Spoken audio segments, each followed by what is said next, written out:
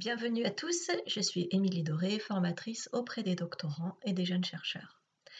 Une doctorante m'a posé une question il y a quelques jours que je trouve intéressante et qui, je pense, peut concerner un grand nombre d'entre vous. Elle m'a demandé: Émilie, quelle est la différence entre le thème de recherche, le champ de recherche et l'objet de recherche? Alors j'ai décidé de faire cette vidéo pour faire le point sur ces sujets. Alors, je vais commencer tout d'abord par vous parler du thème de votre recherche. C'est le plus facile des trois, le thème de la recherche.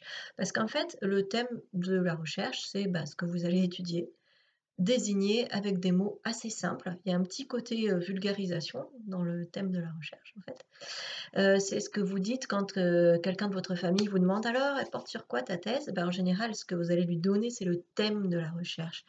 Euh, donc ça n'est pas encore problématisé, c'est quelque chose de simple. Par exemple, je travaille moi sur le droit des minorités ethniques dans le droit international, dans les traités internationaux.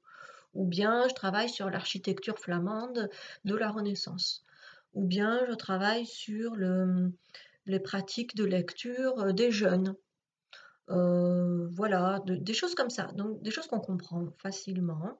Euh, En réalité, quand vous donnez ça, vous donnez grosso modo ce sur quoi vous travaillez, mais moi, avec ça, je ne peux pas deviner ce que vous voulez démontrer, sous quel angle vous l'étudiez. Vous voyez, ça reste quand même assez vaste. C'est juste une information globale.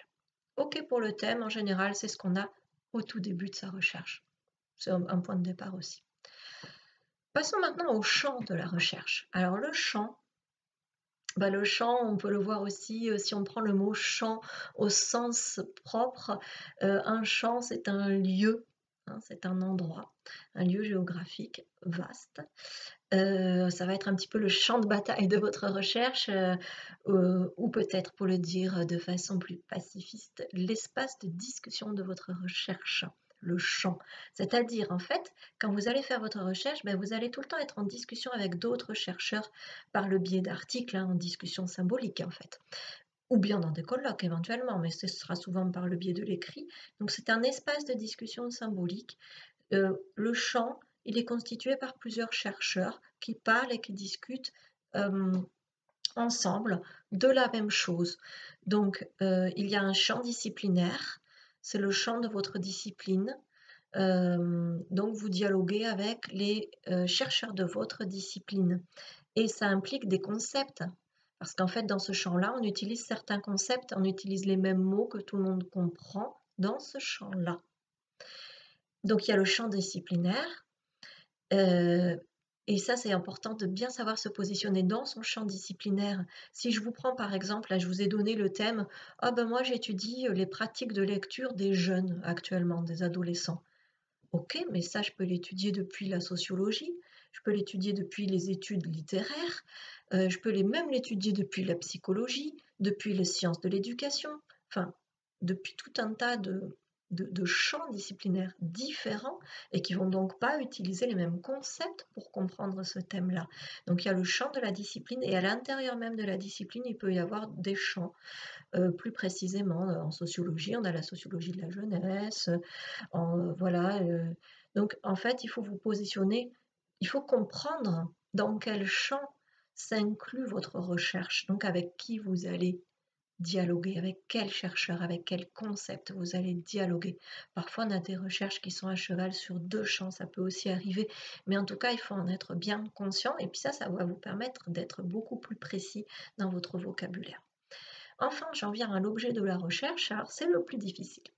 L'objet de la recherche, donc l'objet d'étude, c'est quelque chose qui se construit au fur et à mesure de la thèse.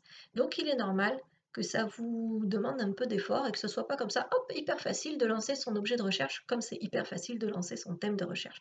Pas du tout, l'objet de la recherche, ça se construit. Donc au contraire du thème de recherche, l'objet de la recherche, il est très précis et il est très personnel. 2, 3, 4 chercheurs peuvent avoir le même thème de recherche, mais aucun n'aura le même objet de recherche parce qu'ils l'ont construit, chacun, l'objet de recherche. L'objet de recherche, c'est la façon de désigner le phénomène que vous observez. Et en le désignant, ça veut dire que vous lui avez trouvé un nom, donc vous l'avez déjà conceptualisé et donc vous le regardez depuis un certain point de vue. Donc vous êtes déjà positionné. Donc avoir un objet de recherche, c'est déjà, il faut déjà une certaine maturité dans sa réflexion. Donc c'est quelque chose de beaucoup plus précis.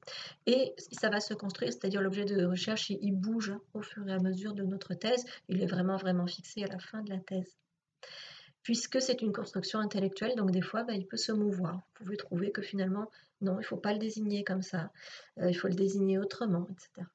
Donc par exemple, si on a un thème de recherche qui est donc la pratique de la lecture chez les jeunes, l'objet de recherche pourra, le champ disciplinaire par exemple pourrait être la psychologie et l'objet de recherche pourra être les capacités attentionnelles ou cognitives des adolescents ou l'évolution de ces capacités, voilà, quelque chose comme ça, c'est-à-dire quelque chose de plus précis. Et même là encore, comme je ne suis pas spécialiste en psychologie, je ne suis pas très précise, mais ça peut être vraiment une désignation d'un phénomène que vous avez identifié en fait et que vous allez étudier. Donc c'est plus précis.